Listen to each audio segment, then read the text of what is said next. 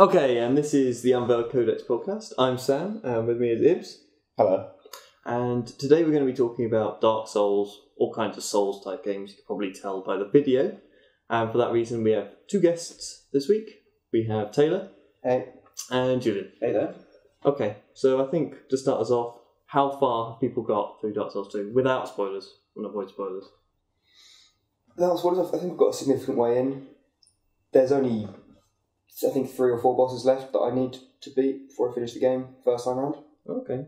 Yeah, I'm fairly quite the way through. I've got about 3 or 4 bosses to get through to the end of the game as well.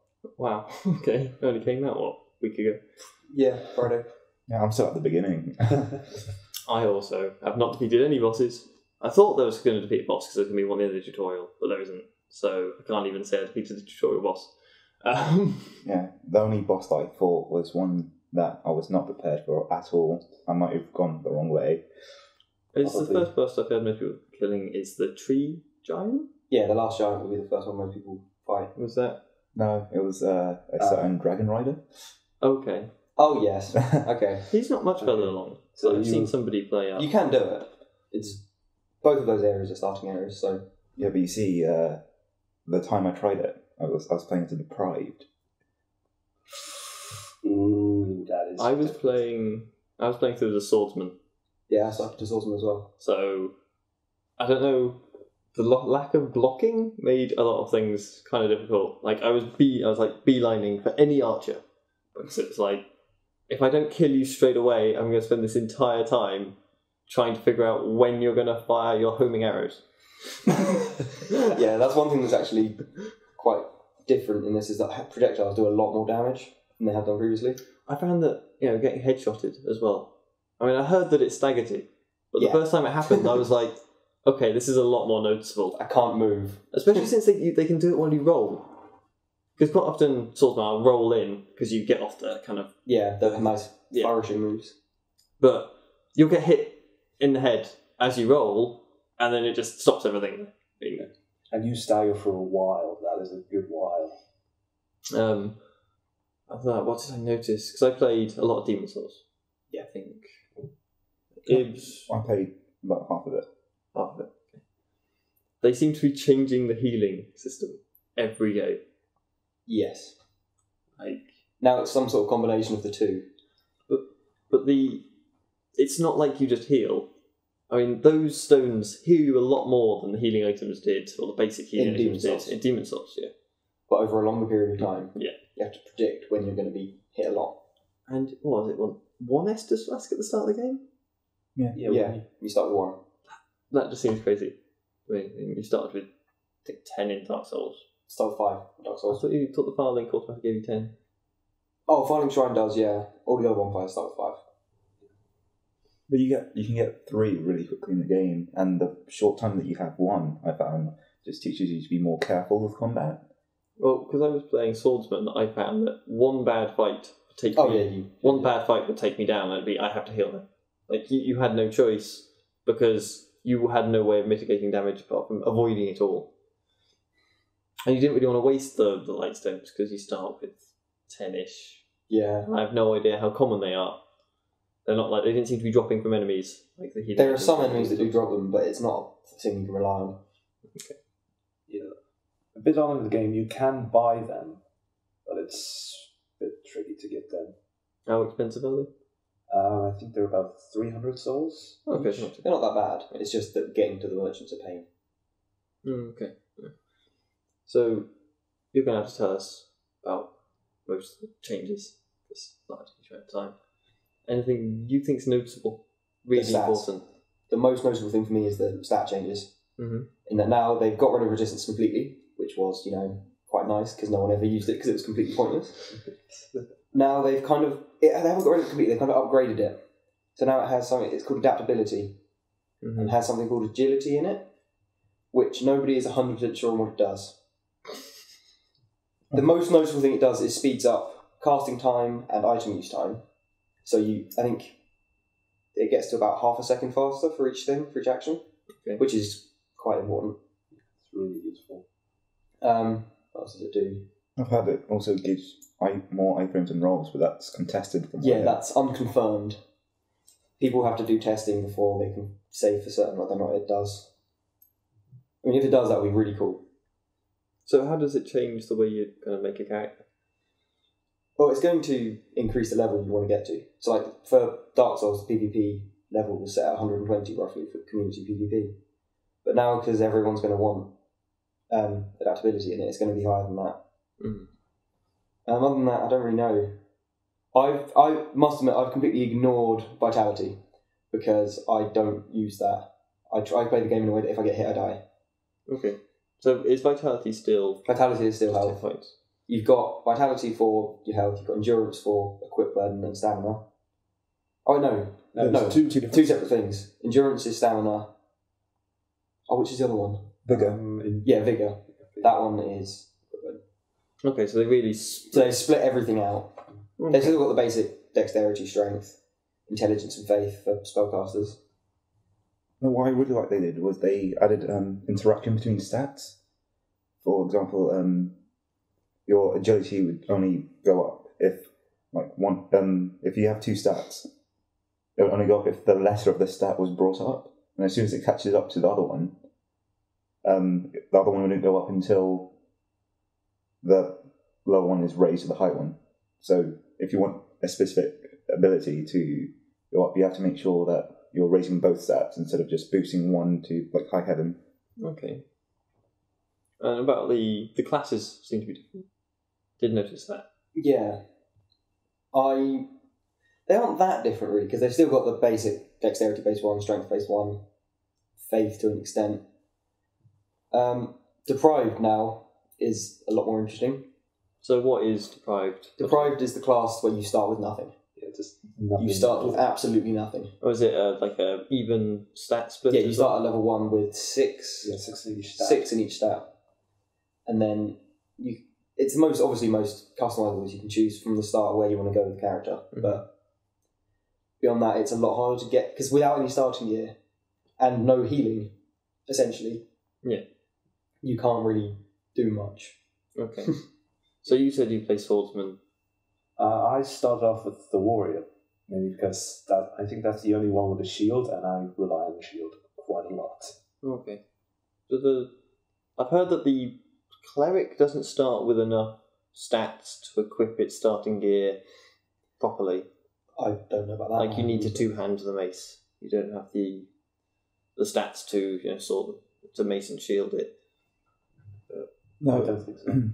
What I've noticed is in Dark Souls 2, they've tried to get specific weapons to be considered to be a two-handed weapon. A change they made over Dark Souls 1, instead of two-handed, instead of giving you 1.5 times boost, it gives you a 2 times boost. If you're two-handing a weapon, your strength counts as double its actual value in order for the weapon requirements. And while they've done that, they've increased the strength requirement for the heavier weapons.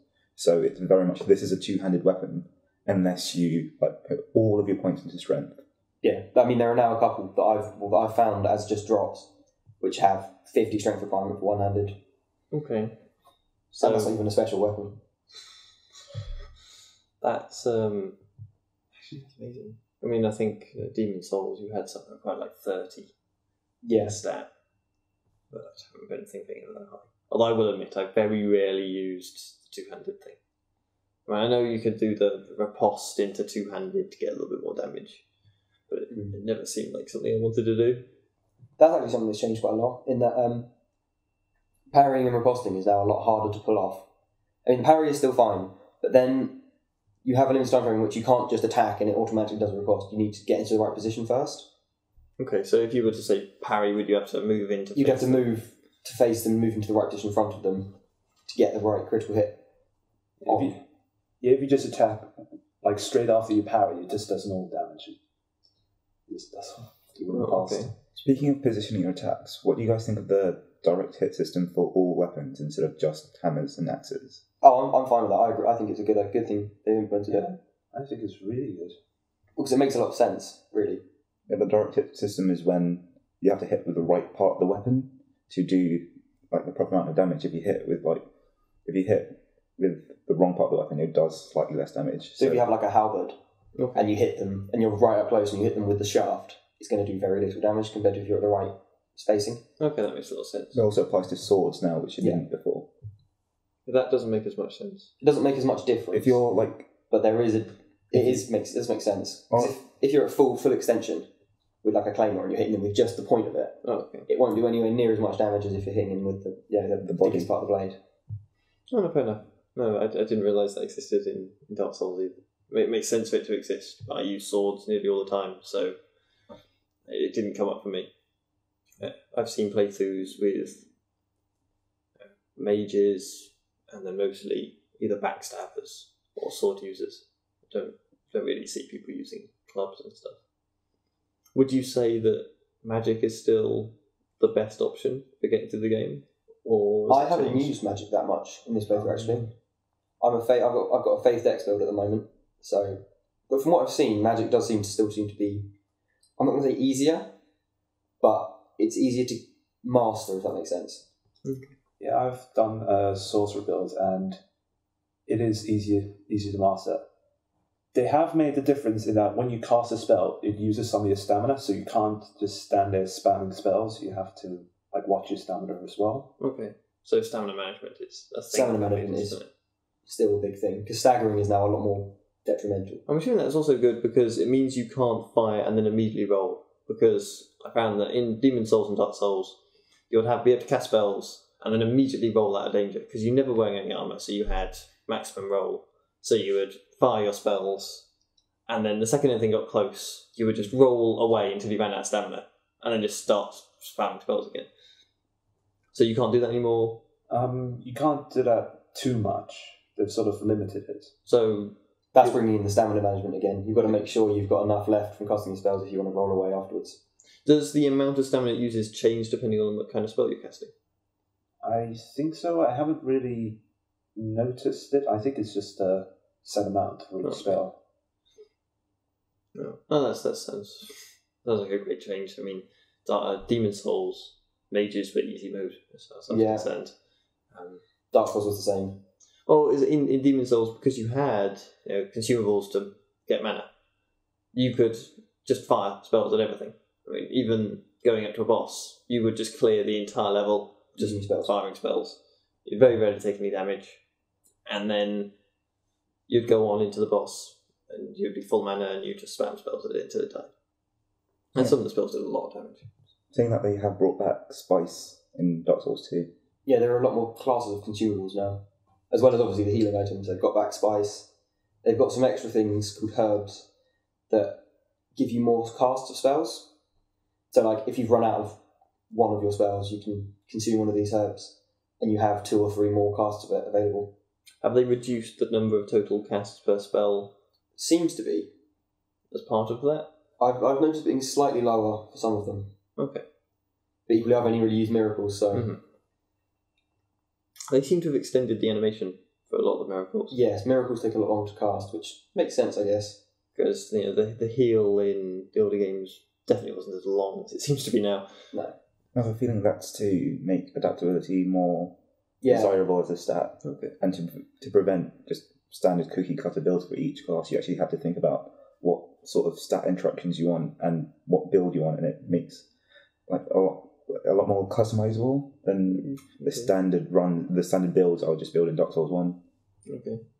So, I might talk about bosses. Hardest bosses. Hardest bosses? Yeah. The first one I ran into that caused me a lot of trouble was called the Ruin Sentinels. And they're just 3 things with massive hammers. But it caused me difficulties because I was still using a scimitar at that point. Mm-hmm. And in Dark Souls 2, weapon durability is lower. It takes a lot less to break something. Okay. So I was running into the issue that my weapon was breaking before I'd done enough damage to kill them. So I couldn't really... That caused me a lot of difficulty. Yeah, I had difficulty with that boss as well, because at this...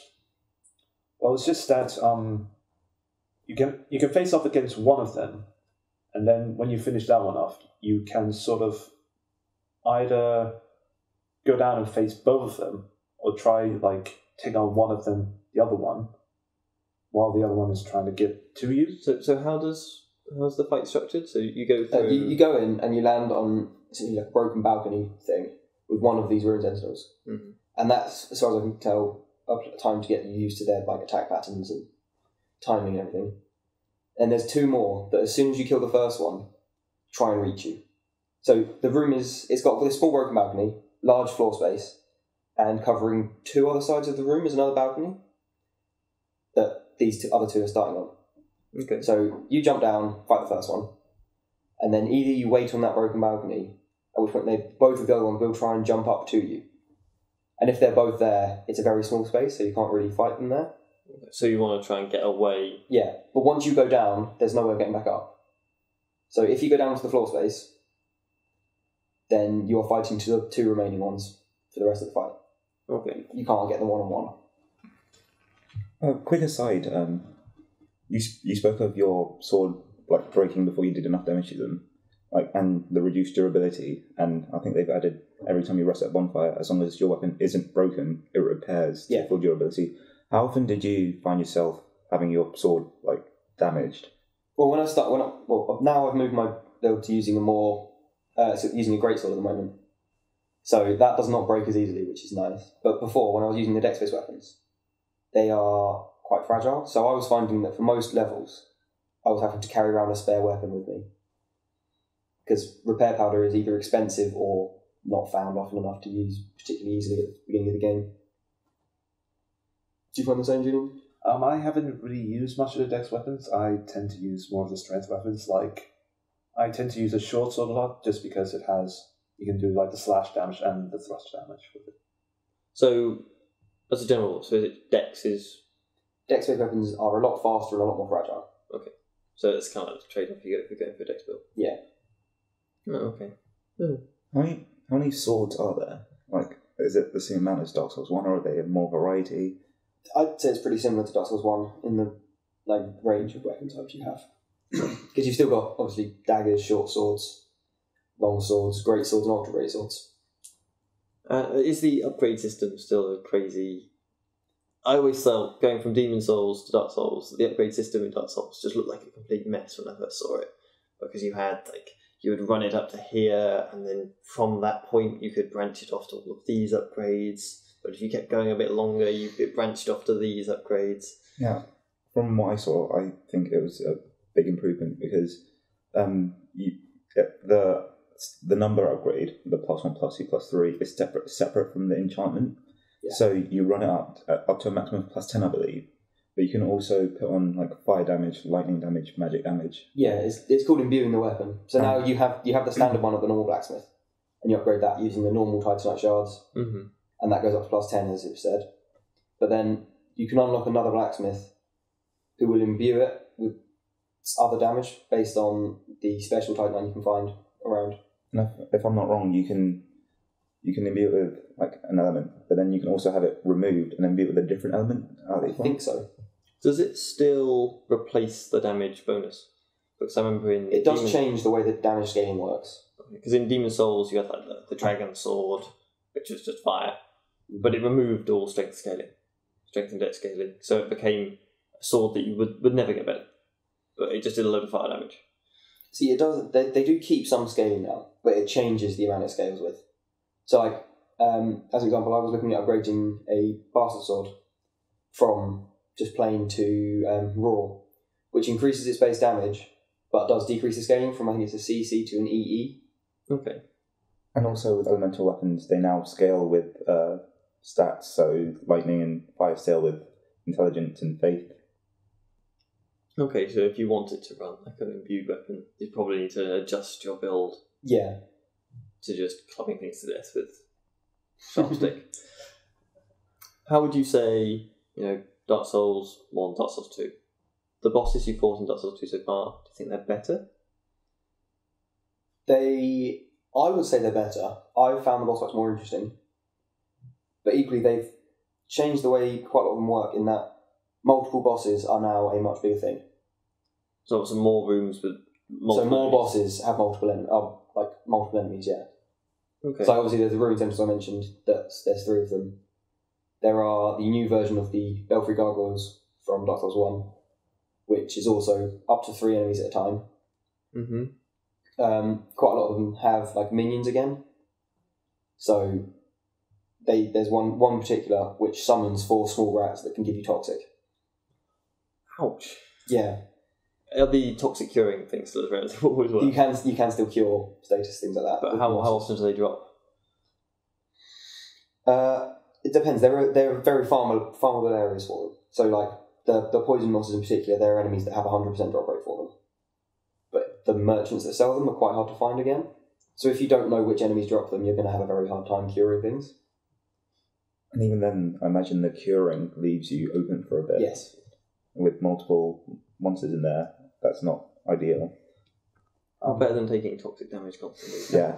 Also, something I know with the poison damage is if you use a life gem, the regen rate of the life gem almost cancels out the poison sort of damage up to like a certain like period of time. So you could just out heal it. You can out heal it, yeah. And throw it. Okay.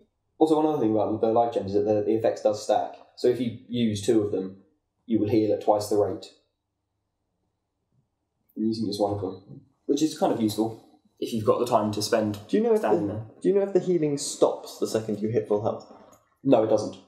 The effect carries on. So if you hit full health and are damaged again before the time period of the life gems run out, you will carry on healing. Because that seems actually it could be really useful. Yeah. Actually, one of the video series I've been watching of Epic Name Bros, he was mentioning that there's a couple of them, a couple of places in the game that they're expecting you to preemptively use them. Oh, really? Yeah. You're expected to preemptively use a life gem before you go to get something, because you're expected to take too much damage to survive otherwise. That's seems a bit cruel, because I can't expect. Yeah, it seems a bit cruel to new players, especially. I will admit, it might take a while to realise that. When I first saw the level up screen, even from playing Demon Souls and Dark Souls, it was still seemed. I know they're trying to make it more accessible, but just that screen scared me. It was what you had a panel with your stats and then a huge list of additional numbers. Yeah. And you scroll down and all the numbers were like changing colours. I mean, I'd be like, okay, I kind of know what this is doing. It did seem a little unfriendly. Just here is a ton of numbers to look at. And also, the things that it affects don't have like the full name. I think they have the abbreviation. And if you want to see what it actually does, you actually have to go through each one and press the details button. So it takes a long time to level up when you're new to it, because you're changing a stat, going to what it changes, reading the description, and just doing that. Yeah, see, now they have added a help function to the inventory screen. So it is still, you need to scroll over every single symbol, but it has a nice thing, so you don't have to go into the details tab every time. It just has it open. Okay. So it tells you what the name of the stat is, what it essentially does. So all of the resistances for armor, for example, rather than having to scrutinize the tiny symbols and then refer to the instruction book to try and figure out what they mean, you can just have it open and it tells you this is fire resist, this is magic resist, things like that. Did you notice the increased inventory? Yes. Because that seems like a big change to go from the 2-ring system to what? You've got 4 rings now, yeah. And 3 equip slots for both hands. Yeah. And they've extended your quick slot thing. Well, I used to only ever have like 2 items in there anyway, because you didn't want to have to scroll through a ton of stuff every time you needed to heal or cure something or whatever. Usually just Estus and something you're about to use.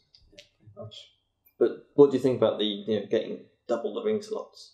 Double ring slots is very useful. I really like it. Are the rings weaker now, or rings can be upgraded now? So you can get some of the rings you start the game with, or you find early on. Later on, you'll find +1 versions of those, and even +2. I found so far. So can you make the +1? I don't know if you can do that. So you can maybe. I haven't tried. Okay.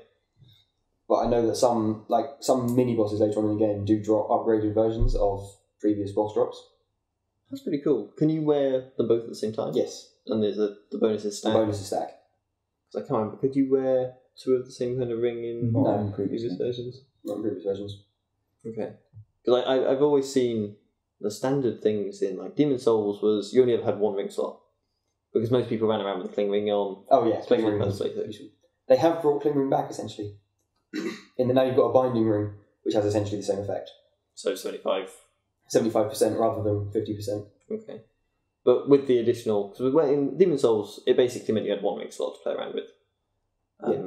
A lot of people I've seen in Dark Souls equip the... Ring of Favour and Protection. So... Which is essentially... leaves you one ring slot. You can't take it off, can you? No. Well, if you take it off, it breaks, so... And then, so you end up with... Most systems, like standard builds. I mean, I'm not saying you had to wear them... Like, you could play Demon Souls without the Cling Ring. I don't know which ring you would replace it with. A lot of them I found were a bit too situational. Yeah. Like you had the boost your damage or boost your defense when you're low on hit points.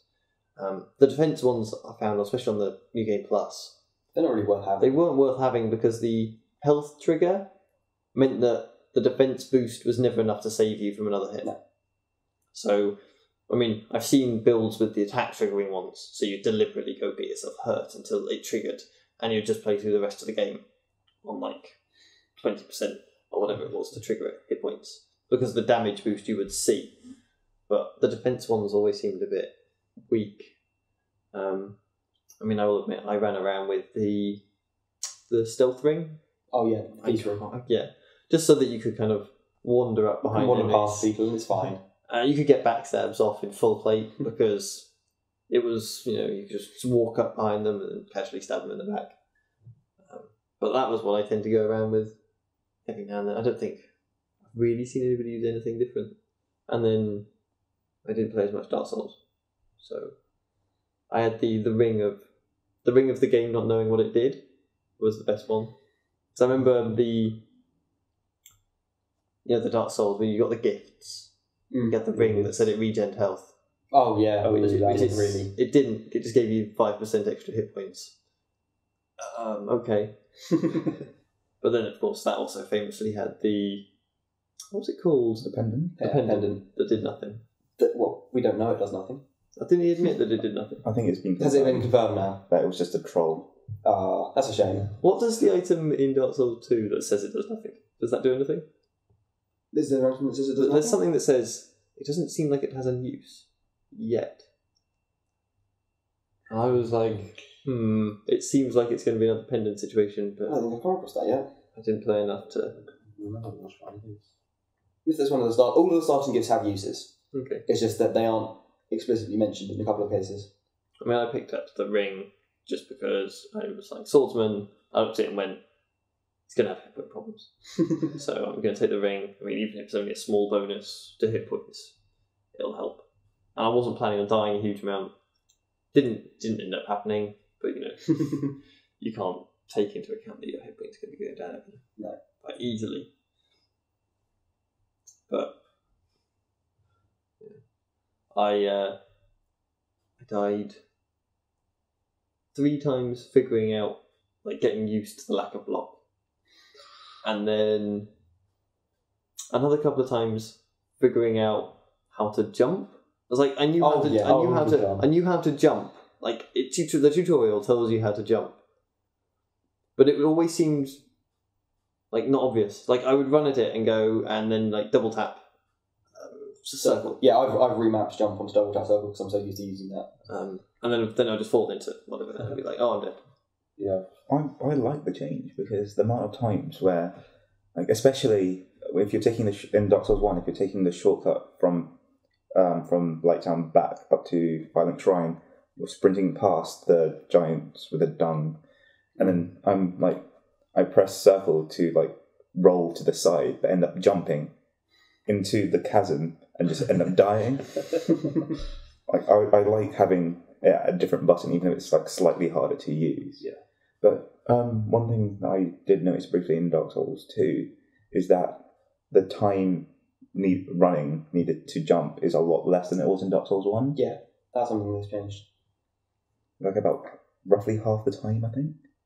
I don't know amounts, I've just noticed it's a lot less. But equally, I try and avoid using jumping as much as I can because I don't trust it.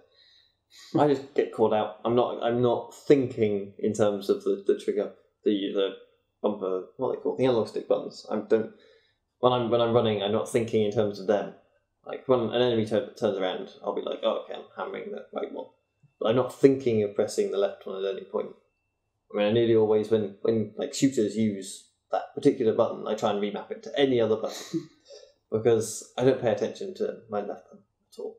So I don't like things on the left thumbstick. Okay. I can do movement, but I'd rather it wasn't being forced to click. Also, I find when you've got a stick that is used for movement, when you do have to click it down, quite often it messes up. It messes up your movement, yeah. You're having your some analog sticks means you have to pull it back to get it to click down smooth. So if you want to be moving forward constantly and click it, you're just going to stop briefly. I mean, I had a lot of this in like Halo, because you had to click it down to crouch initially. But I would literally go forwards and then all of a sudden stop, crouch, and then start moving again, and it was just awkward. I haven't had those problems. I still keep it on L3 to jump, and I haven't really had those problems you were describing. So do you play Xbox or PS3? PS3. PS3. Okay. I played on PS3 as well. I mean, I've got all the consoles, but I wasn't using my consoles, I was playing somebody else's. One thing I don't like is the sprint on the circle button on like Dark Souls 1 or Dark Souls 2, because quite often if I'm trying to sprint past enemies, I've got my left hand like moving. I've got like my thumb on circle, and then realise that I can't like change the camera, so I end up having a weird situation with my finger, like my index finger on circle, and just using my thumb and holding in a weird grip. That seems bizarre, yeah. Yeah. But there's not many alternatives, because like the ideal situation would be like a trigger, but you need all the triggers. I mean, the only other thing you can do is you have it on a toggle, so you click to sprint on toggle, and then you just keep going. But I think that would be also quite unwieldy, because then if you got into combat suddenly, you'd be sprinting out of the way when you're trying to attack. And with stamina, as it is. Yeah. Is it just because the stamina go down really quickly in Dark Souls 2? Yeah. Stamina management is much more important than it has been before. It seems to charge faster, that might just be me. But running short distances, it just seems to disappear. It's gone. Well, if you could run through good portions of levels in the previous games, you had a big enough stamina bar. Yeah. Also, a thing that I've noticed with the running is if you're locked onto an enemy and you try to run, you can actually like run around them and sort of run away from them while you're still locked on. Change direction rather when you're locked on. So instead of in like Dark Souls when you move sideways and you strafe, if you run, you turn to face the direction you're running. Okay. Which means rolling and attacking straight afterwards very difficult. Because you will roll sideways and attack, and you will be attacking the way you rolled. Yeah, okay, so you don't roll side. Can you still roll sideways? Not that I've noticed. I mean, it depends. If you're trying to attack straight afterwards, it's not going to work, essentially.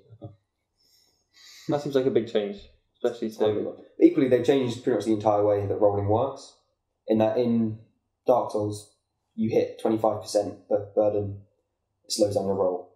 You hit 50% burden, and it slows down your roll. But now it's a continuous thing up until 70%. So you have the same roll animation and the same, with a similar equipment, essentially unnoticeable speed change. So if you have, say, 40 and 50% equip burden, your roll is going to be almost unnoticeably different. Okay. Which I think is an improvement, personally. I do like that. It makes it less, I need to be exactly like 25%, so I don't get this like massively slow roll from like a 0.1 ring that I'm using. It makes it more smooth, and I like that. And I suppose the 70% is somewhat... It's high enough that getting a fat roll makes it acceptable. Is the fat roll still like... The fat roll is still a fat roll. Like a guy slams to the ground. You flip onto your back and stay there for a little while. I played all the way through Demon's Souls with that roll. An enemy would go to hit you, and you would just time it so that you smashed into the ground as they missed. And then you'd spend a bit of time getting back up again and run away. But when you fat roll, my controller vibrates, and I always felt that was like the game laughing at you. But in Demon's Souls, you had so many bosses that you couldn't block. You had some that you could block, but you couldn't riposte. I don't remember ever trying to riposte any boss in Demon's Souls. I mean, there's very few that were even on the same... No, there weren't many you could do it to. There were some that were on the same scale as you. I mean, you had first game, Demon Souls. That's by spoilers. I think the final boss in World 1. Yeah, I wouldn't have tried to riposte him because he absolutely creamed me so many times. I had to go full tank mode on him. All of the spells, massive armor. Second world, they were all massive. Yeah, third world. Again, they were all pretty big. Yeah. Okay, you had the old monk at the end of World 3. Who was the PvP boss. Yeah. Didn't play it ever with PvP on because didn't want to have to deal with it. Maybe that's missing out part of the game. But this was towards the end of the servers. And for some reason we had an American version of the game. Oh. So useful. I don't think the server would have worked very well anyway. If we played at PvP. It would have been laggy, going across continents. Probably not worth it. But he was humanoid. I think he could riposte you. And that was a bit of a pain. I don't remember ever trying to riposte him because he was really fast. I think his animation was... If you did riposte and fail, he was just going to hit you so many times it wasn't worth it. And then going through the rest of the boss on World 5, last boss World 5, you could definitely riposte him. Because you could backstab him because it was just an NPC. But... Yeah, you could, but equally it was again whether or not it's worth trying because his attacks would just kill you. But I mean, having seen people play through Dark Souls, I don't know if it's still true for Dark Souls 2, there's a lot more bosses that are humanoid, human-sized that you can riposte. Have they kept that going, or is that just I thought I didn't I see haven't that as tried to.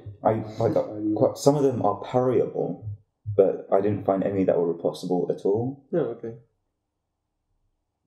I personally haven't tried to because I rely on rolling through attacks and using the iframes, which have been reduced, but still possible. There's only one boss that I can think of that's famous for being able to be parried and riposte is the final boss of the game, and that's the most loved way of actually defeating that boss. Okay. Yeah. Maybe it's just me just happened to have seen some of the bosses. They did seem to shrink a lot of them. So many of the bosses in Demon Souls were absolutely huge. I mean, you got to look at the final boss of World 2. Wasn't really a boss. It was run here, do this, run here, do this. Now finish off. If you manage to kill yourself on the final section, you deserve it. You probably deserve to die. And then coming straight after Flame Lurker, which I would argue is the hardest boss of the game. Yeah, I would agree with that actually. It's just because I always... Every playthrough, you did World 1, 1, 1, 2, straight onto World 2, because it was the quickest set to finish. And then you could unlock everything. Because you need to do one of the Archdemons to unlock 1, 3. Which was a really good farming run, 1, 3. I know this because I did it a lot. But you'd go Flame Lurker, and because I would always be soul level 30, 40. And I'm going to jump here, I'm going to jump here, I'm going to jump here. I do huge AoE damage, especially when you enrage me. To do that, and then immediately you just stroll through. There's no trash. Just you stroll through the gate, and here's the Dragon God. You fight him. It's easy. Really easy compared to pretty much every single level in the game. It's just timing. It's just timing. As long as you just make use of the walls properly. Oh, I got really lucky as well because his fists are a bit glitchy. They are a bit buggy. And at one point he punched me into the wall, but for some reason, I mean, I hadn't been running, I hadn't been dodging. Literally, I'd run out of stamina, and I was literally doing a kind of run for the last little section. And he caught me, and I took a load of damage, but didn't die, and then kind of glitched out on his fist for a bit. Because I think it's kind of expected that you are dead, but I wasn't. So he finally took the fist away, and I just ran into safety and healed. It was just a bit weird, just glitching out on his fists, because I don't think you were intended to ever be able to survive those punches. Probably not. If you were able to survive them, that boss would be so easy. Just go tanky, you just kind of stroll through, he hits you once, you just keep going. You say bring him back. a little bit. You say that you felt that a lot of the Dark Souls bosses were miniaturized, but I can't think of many that were like the same size as you. It always kind of towered over you. Well, not much, but it was still like usually at least double your height. Well, I'm more thinking like you go Demon Souls, first boss, big blob. It was huge. Second boss, Tower Knight. Yeah, you come to his ankles. Yeah, I mean that fight. There weren't many in Dark Souls that were that particular scale, really. No. You whack this guy's ankles until he falls over. Like that kind of fight. Then World 2, you had a giant spider. Flame Lurker was relatively small-ish, and then the Dragon God was the level. You know, he was just huge. Then World 3. World 3 has the gargoyles. You know, there seems to be a fight they're keeping going. I mean, they had tails that you hacked off. They lost abilities when you hacked off their tails. They flew around. Although in Demon Souls, they decided the best way of having that fight was on the narrowest path you could imagine. And I played a melee character, so you would stand there just waiting for one of them to deign to come near you and then hit it until it buggered off. I mean, I failed that fight the first time, having killed one of them and taken the other one to like a fifth of its hit points, and then it just flew off and didn't come back. So I had to commit suicide because it just left. It was so depressing because that fight was a bit of a pain, and I was like, I'm winning this, I'm winning, and all of a sudden it was just like, where is it? It was over there, but I stood around for about 5 minutes and it just didn't come back. So it was like, I think it's bugged out on me, and it's either got stuck on some scenery or just flown off. I mean, you had that. World 5 had big-ish. I just didn't feel that the overall scale. Maybe it's because Tower Knight was so early. Could be. It kind of puts in this kind of biased image that Demon Souls has these huge bosses in. Yeah, see, I'd agree. I prefer the scale of bosses on Dark Souls to Demon Souls. I thought that was easier to like handle. Mm-hmm. They were big, but they were like consistently big, rather than you had some that were huge and some that were sort of normal size in comparison. I can understand that. Yeah, they all average about 2-3 times bigger than you, except for a few exceptions. See, I'm looking at you. No, the hardest boss in Demon Souls was without a doubt the False King at the very end, and he was just a human. I say the very end, not counting the actual end. If you get killed by the blob, saying it now, you're either doing it on purpose to see if he could actually kill you, or you had forgotten that there was a fight. You'd gone to get a drink, and you come back and you're dead. Because I can't see any other way that thing killed you. False King, however, he annoyed me because he was really fast for what he was, and he could lower your soul level. That annoyed me so much. Like, I'm having enough trouble as it is. It's already costing me tens of thousands of souls to level up, and you're just going to drain them. And I was a fighter, so I had the hit points to tank that hit. So he would drain my soul level. He could do it twice, technically, because I would not die from that hit. So if I got unlucky, he could just soul drain me twice. I'd be dead. But I could tank one of those hits before it happened, and I just remember, because it took me a while, just being like, this is just getting shit. It's getting annoying that every time I'd fight this boss, I have to wander off to go make up this soul level I've lost, because it felt wrong that I didn't try and make it up. I mean, I ended up finishing with like 80, below 80, I think. After I figured out how you dealt with the AoE, which was the biggest leap in logic I've ever gone through in a game. It's like, guy's clearly doing an AoE, you have to run towards him. You have to interrupt that AoE. It hits almost the entire arena. Pretty much. Don't run away, because if you do run away, you're going to get hit back. You're going to get hit in the back. I don't know about you, but my first thought when he started doing this charge is to just run away. Yeah. And got caught out with that a couple of times before it was like, okay, you can stop him firing it if you just whack him over the head enough. In Dark Souls 1, a common boss tactic would be you always run right up to them, stay right next to their feet, always there. That's the safest place to be. That way, because there's half of them to hit you, and you can just hack away for ages. Is that the same in Dark Souls 2? It's fairly similar. Quite a lot of bosses use that same tactic in that you run up to their feet and you strafe, and you keep strafing because then they'll generally miss. But equally, they've improved the tracking. The tracking is now much improved on the AIs. So you roll, and if you roll at slightly the wrong time, they're going to turn and hit you as you stand up. I did notice you can't do the circle strafe thing. You can do it, it's just a lot harder. Well, it was more a place I saw basic sword and shield enemy just trying to circle strafe it to get around. In Demon Souls and Dark Souls, you go do that long enough, you're going to end up behind it, and you're going to backstab and it's going to die. This, it was keeping level. It seemed like it was keeping level the entire circle. And it meant that you had to think about getting through the shield as opposed to just running around it and just stabbing at the back. Well, actually now the shield break move has replaced the kick from Dark Souls 1. So Dark Souls 1 you kick, they staggered. Yeah. They're using shield. Now, it takes slightly longer, but you do a sort of rush animation, which staggers them properly, and you can then get a critical hit in. Okay. Which has big implications for PvP, because it means turtling is no longer a thing you can do. Because if someone's standing there with a shield, you can rush it, walk up to them and critical hit them, and they're dead. Yeah. Okay. So have you done any PvP? Limited amount. I've gone more PvE on this one. I'm a co-op Covenant.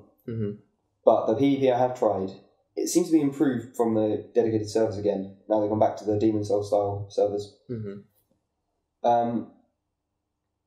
Other than that, it seems to be pretty good. But yeah, the turtling thing is definitely noticeable. People don't do it. Okay. How bad is it for I know it's only been out for a week. Has there been any big hacking things you've noticed? Not that I've seen. So I know that was a fair bit that was a problem. That happened a lot in Dark Souls, yeah. Not that I've seen so far. It was like the infinite roll or the almost infinite hit points. Bottomless box glitch. So if it's still a problem, I can see PvP kind of being shunned by a lot of people. Equally though, they've made it a lot easier to do targeted matchups now, in that there are 2 Covenants I know of that let you set up one-on-one duels with no opportunity to be interrupted. Oh, okay. Which is good. And there's also the ring, the name engraved ring, where when you put it on, it gives you a choice of a god to have on the ring, and it makes it easier to connect to other players with the same ring, with the same god attached to it. So if you wanted to hook up, if you wanted to play with a specific friend, you just make sure that you both put on the ring with the same god in it, and then that increase your priority to each other. Oh, so you might be able to actually do co-op with friends. Okay, that's a really nice change. One thing they have also changed is the way that online matching works. In that now, instead of it just being soul level, they've introduced something called soul memory as well, which keeps track of the number of souls you've collected overall, which is very nice because it essentially removes twinking. You can no longer have someone who has farmed a level 1 character up to have good gear to invade and destroy new players. That's good. Because it keeps track of their soul memory, so they can't do it to people who've only just started. I've thought about the Dark Souls 1 a fair bit, seeing what I can do with it. And I've noticed that they tracked that soul number as well. In Dark Souls 1, they just never did anything with it at all.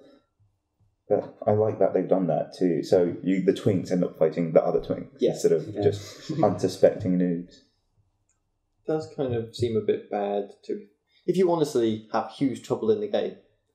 Well, you're then farming. And so you're going to be farming a lot. It does seem like it might mismatch you on that. Equally though, there is the limited spawn counters now. So farming, you can only farm to a certain point. So there is a maximum number of souls you can have before a boss. Okay. So it's going to be limited, and the limits on the soul memory are wide enough that you'll still get summons if you need them. And to get high enough souls to become a twink, you have to kill bosses at low level. Okay. No, okay, that makes sense. Gives you a lot more souls than just farming would. One thing I noticed was that the backstab animation for the swords were different. Are they different for each weapon class, or is it Yeah. Which I really like. It's changed massively. The animation for each one changes hugely. I really like the ones for halberds. Because in Dark Souls 1, it always really weirded me out when you're backstabbing someone with a halberd and you just stick the axe through them and take it out again. I was like... That wasn't the thing that weirded me out with spears and halberds. It was when you riposted, because you had the lovely animation with like the sword where you stabbed them on the sword and then you slammed them into the ground. When you did that with a halberd, because the weird place you held the halberd, when the half of the halberd clipped into the ground, there was no other place for it to go. That just seemed odd to me, that the animations, because the game is otherwise really good for locational swinging, because if you swing and there's a wall, it bounces off. Why in this animation can I ram a axe into the ground and have it clip perfectly fine? It seemed a bit odd. So they changed that so that doesn't happen. They've changed the way that the animation works, so it's not going to be an issue. Yeah. So like, for example, when I was using it was a halberd I was using. Backstab animation went up. So you essentially sliced all the way at the back and then slammed them forward onto the ground. So your halberd was perpendicular to the ground rather than sticking into it, which is makes sense. Yeah, that makes a lot more sense. Are the animations like different time? As in, to backstab, does it still take the same amount of time to do the damage, or is there now weapons that you'd rather use if you're going to go to backstabs? I don't know actually. Because that might be a nice change if you go for daggers, because it might encourage you to use daggers. Because I've not seen a purpose for daggers in the game. Right. The dual wielding mechanics is quite nice, because if you have two weapons, if you press triangle or Y for Xbox, if you tap it, you two-hand your right weapon. If you hold it, you two-hand your left weapon. But if you have two weapons of the same type, and you have the requirements for it, which I think is 1.5 times the requirements of the weapon, you go into this sort of dual wielding stance, and then your L1 and L2 or LB and LT on Xbox, they do special sort of attacks. Yeah, there's a dual wielding power stance. Power stance. I need to look out for that in playing a dual wield. Yeah. So the dagger makes it easier to hit the requirements. So dual wielding daggers is obviously a lot easier than it's going to be to dual wield swords or great swords if you're massively strength buffed. That sounds like something from World of Warcraft, dual wielding 200 weapons. Are backstabs interruptible? Backstabs are not interruptible at the moment. Once you've got into the stabbing animation, the way it works is you have to do. There's two parts to it. So the first one is a stunning attack, and then you do the backstab. You can be interrupted between those. Okay. So you can stun them, and then someone else will hit you, and you won't be able to go for backstab. Because with the sword that I used, it did 4 attacks, with the last attack being slightly stronger, I think. And I was thinking that if the backstabs were interruptible, then there would be a reason to have different weapons for backstabbing. So you do one that does lots of damage early on. So if you do get interrupted, you've done that damage. Because I'm thinking of the Ultra Great Swords in Dark Souls 1, when you'd hit them twice, you'd hit them one for really, really small damage to bring them onto the knees, and then you just knock them away and deal the massive damage. But if it's not that interruptible, but... I will admit, the only time I ever used backstabs in any Souls game was when I was cheesing enemies by walking around them, because I couldn't be bothered to actually take them on. Whereas my favourite tactic was, if I'm, especially in Undead Bag, I run to that room, there are 5 enemies there. I can see one facing away from me, and I'm about to be hit. I just activate the backstab animation, and I'm fine, because the sword just goes through me. That seems to be just abusing invincibility frames and animations. Yeah, the thing they have changed about that is that the iframes, the animation isn't interruptible, but the iframes don't last for the entire animation. So you enter it, and for the main part of it, you're fine. Towards the end of it, and towards the beginning of it, I think, you still take damage from hits. Okay, Can you animation cancel? I haven't tried to. I believe you can. Because I think that's really important in a game where you have long animations that you're vulnerable during, is animation cancelling. Like Estus Flasks in Dark Souls 1, you could animation cancel out of that. Okay, you didn't heal, but that's totally fine. I mean, if you were watching an enemy about to hit you, I think you'd rather get out of the way than just taking that hit while you're healing. Like in Souls 1, if you activated a lever, you'd be invulnerable. Going through a fog gate, you'd be invulnerable. And I guess that's why you didn't need animation cancels. But in Souls 2, you're not. You're not invulnerable while going through a You fog can be gate. interrupted going through a fog gate, which is really annoying. They seem to have extended the animation as well, like just slightly. Just slightly, yeah. So I think you put your hand up to it a little bit. Yeah, you poke it a while before you go through it. Yeah. It seems like nice little touches, just making like certain animations just slightly longer, as opposed to you just being like, oh, it's a wall of fog. Straight through it, don't care. Yeah, that was one of the things I noticed actually. First time I came to a fog gate is that repeatedly hammering the button to go through it will interrupt the animation and restart it every time you press it. So if you're panicking because you just sprinted down a corridor full of enemies and you get to a door and you're hammering the button to get through it, you're not going to. You're just gonna stand there while the enemies catch up.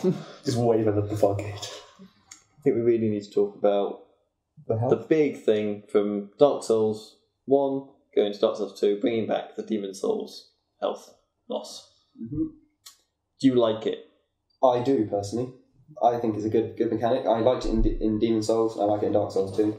It's a lot less binary than it was in Demon Souls. It's a lot less so. Do you like it, Julian? Yeah, I actually like it. And the items you use to get back to like full maximum health, you can use that at any time.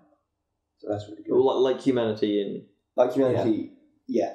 Except you don't need to go and rest at a bonfire to replenish your humanity. You use the item and you are human again the instant you do it. You see, all four of us here like it, so I want to play devil's advocate. Because I do know some people that absolutely hate that mechanic. And they feel that it's just punishing someone that doesn't need to be punished. Because if you're dying, then you're finding an area difficult.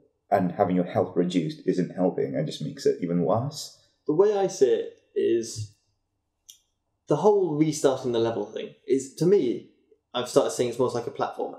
If you play Mario, when you die, like old Mario especially, you go back to start the game, all the enemies are back. The level is exactly the same. I mean, the challenge is completing the level in one go. Mm-hmm. Okay, the difference is, you've got more. The combat's not insta-kills and stuff like that. But in my head, you're just clearing. So when you die, you can say, well, death is the punishment. But in a lot of other games that you go back to the start of the level, there's no real punishment here. I mean, it doesn't matter if you die and you restart at the start of the level, if you die and you have to reload a save. Like Skyrim, I'm assuming people don't save cheese, I would admit. When I go into a dungeon, I have once I save to just stop it from crashing, but then I have one save for the entire dungeon. Because I don't like constant. I don't like the security of saves. I'm somewhat cheesy when it comes to Skyrim. I use autosaves, so I don't have like a save for the dungeon. I autosave to get my health back. Now, I'll admit, my philosophy was always, I'm saving only in case it crashes. And in the case of Skyrim, that's a lot, especially. Yeah, that's a reasonable assumption to make. So, death there is the same punishment in any other RPG for me as it is in the Souls games. Okay, I'm losing level up because, of course, I've died. I'm reloading a save. Mm-hmm. I've lost progress because I've died. I've died. I'm reloading a save. So the whole death is a huge aspect of the game didn't really come into it for me for the previous games. Okay, I died. I had to go get my souls. It was a pain, but that was just much of a punishment. It was really. You were just dying. I mean, I never went into human mode. I only went into human mode if I wanted something. And in Dark Souls 1, like at the beginning of the game, like souls meant a lot to me. At a certain point, the souls don't mean much to you anymore because when you realise you can get them back in 5 minutes of farming, you can get them easy enough. Just kill some more enemies. That if I died and lost my souls, I wouldn't be heartbroken over it. I'd just be like, oh well, that's just time, and I've got time. I used to know somebody that did a farming run in Dark Souls that relied on them dying just to speed things up. I think it was the first Reaper. Oh no, it was Demon Souls. Oh, the Reaper one. There was a Reaper that you could kill, and what you would do is you'd run into it, you'd kill the Reaper, and then run off a cliff. And then you would run in, kill the Reaper, run towards the cliff, pick up your souls, and then jump off the cliff. And so slowly this souls patch got bigger and bigger. Getting bigger and bigger and bigger. Then the one time you forget to do it. The one time you forget to do it, you lose them all. But because you never had the souls, it didn't seem like as big a loss. At no point between you spawning and dying did you ever have, say, 37,000 or whatever it was, souls on you. So you just died with 0 souls. And even then, that run took minutes to get like a huge number, because you're running in, you're killing him, you took a couple of hits, and then dying. Whereas now, if you were to try and do something like that, you're basically making it hard for yourself. Death now punishes you. Okay, yeah, if you're not very good at the game, it's going to hurt you. I don't know how many human FTs there are in the game. Not a huge number. But then you've got the ring, and because you've got 4 ring slots, I don't feel it's consuming a huge amount of your customization. Not as much as it did, no. I mean, the Cling ring in Demon Souls was, It was a ring no one really took off. Yeah, it was. You had 1 ring slot because you had the Cling ring, because you wanted that 75% hit. But then if you can place both characters in Dark Souls 2 now, I've heard people doing this that don't have the vitality to take hits, even if they're on max hit points. So, just go around. Don't need to bother with the ring, because doesn't matter. You're going to die anyway. You're glass cloud. You might as well just have everything else. If something gets close, you run. If you die, your max health goes down a little bit, but who cares? Continuing to play devil's advocate, people can decry that they're just losing HP every time you die. It's just like a cheap form of artificial difficulty and doesn't actually make the game harder in any meaningful way. It just makes it harder for you in a really cheap way. I think there's always been the case though.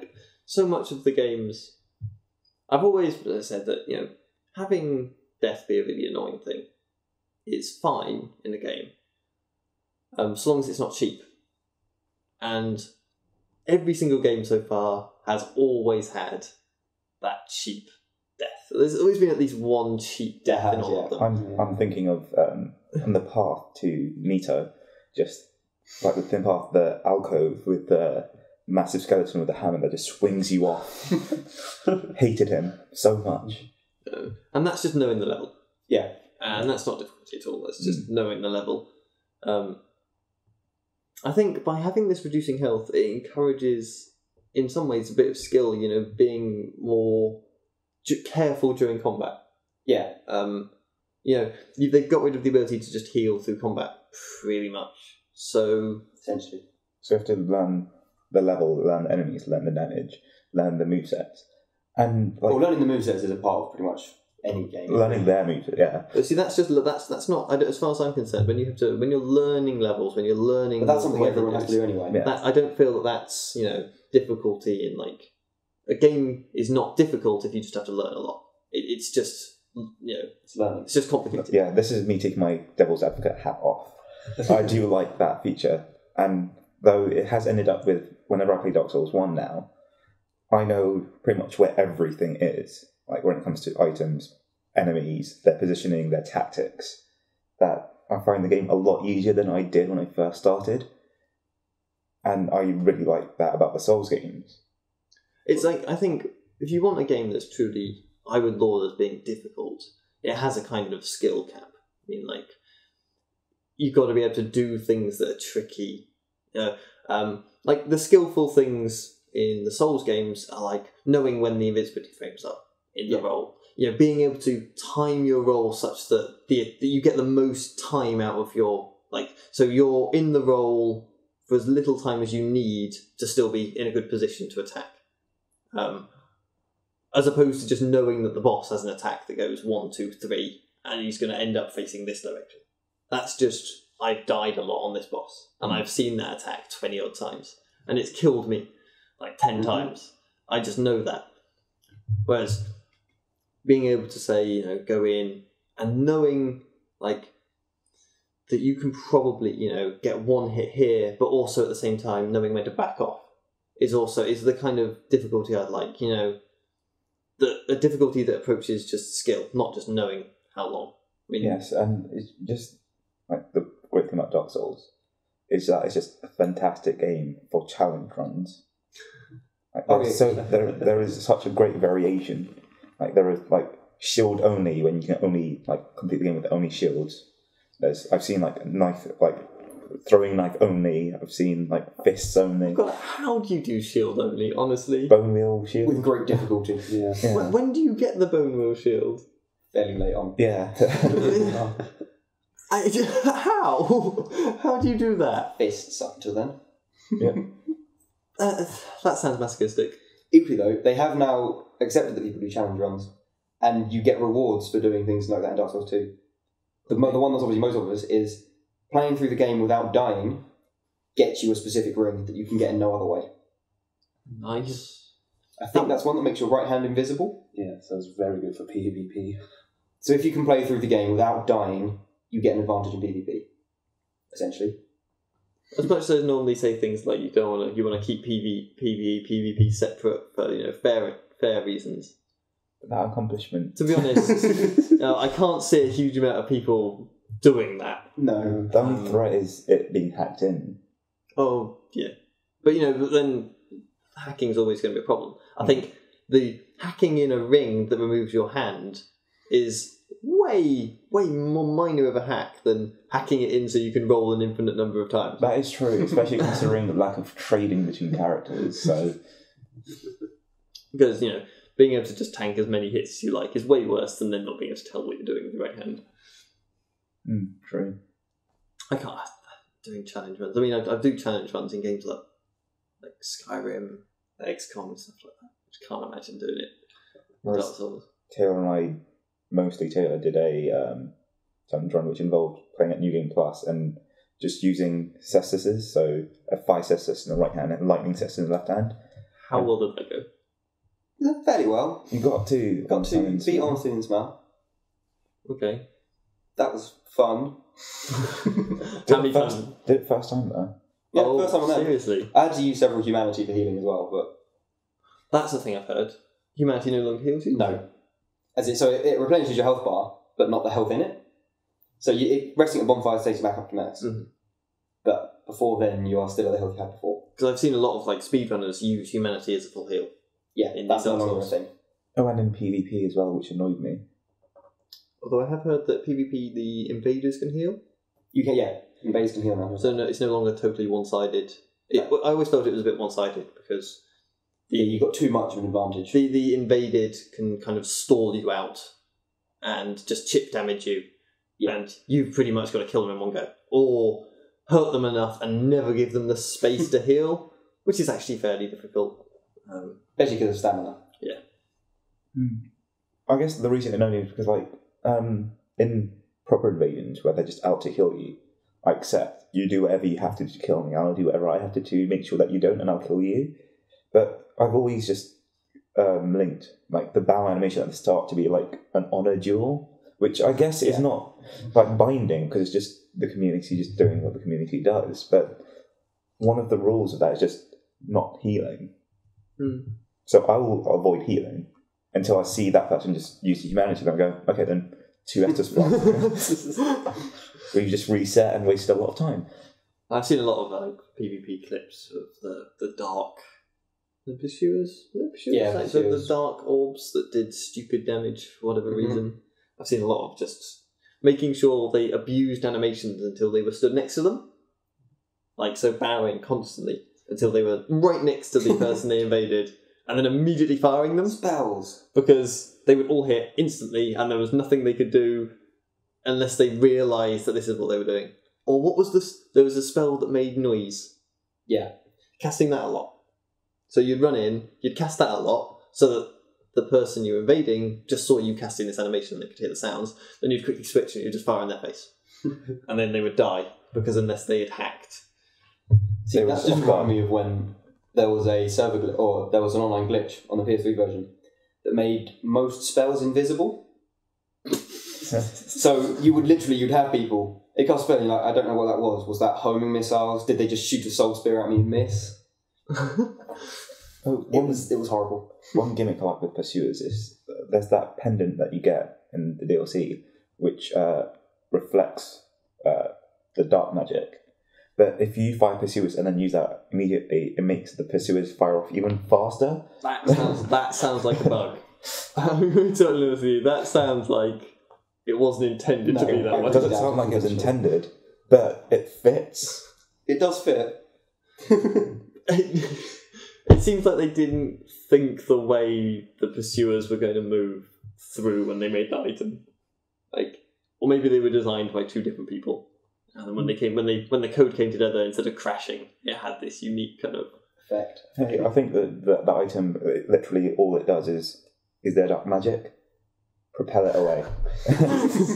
No, but in that case, you thought it would just propel it randomly, like so they wouldn't go where you wanted them to, because it would just fire in random directions. It sounds like it was propel it away, but it didn't know how to deal with something inside it, so it kind of just pushes them out, and that's where the speed boost comes from. Yes.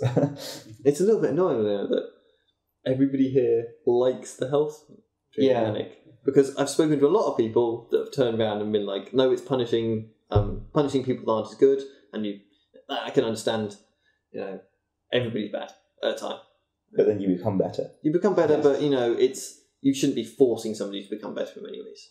Although, whatever. But everybody here seems to think it's a fun little mechanic.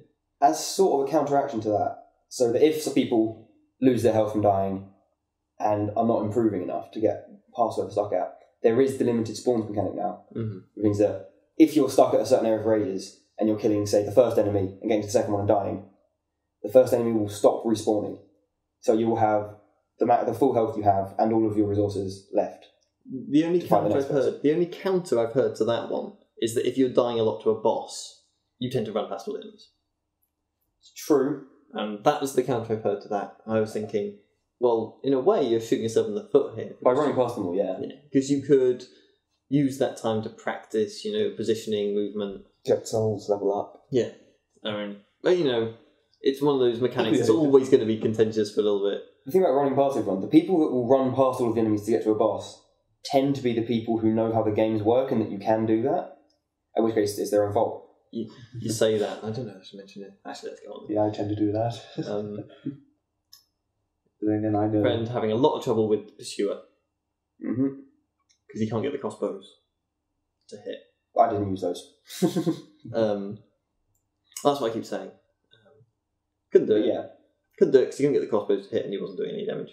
I was like, just go do the one with Dragon Rider. Oh, yeah. Go do the one with, old Dragon's Lair. And I liked that was an option. Having trouble with that boss, which...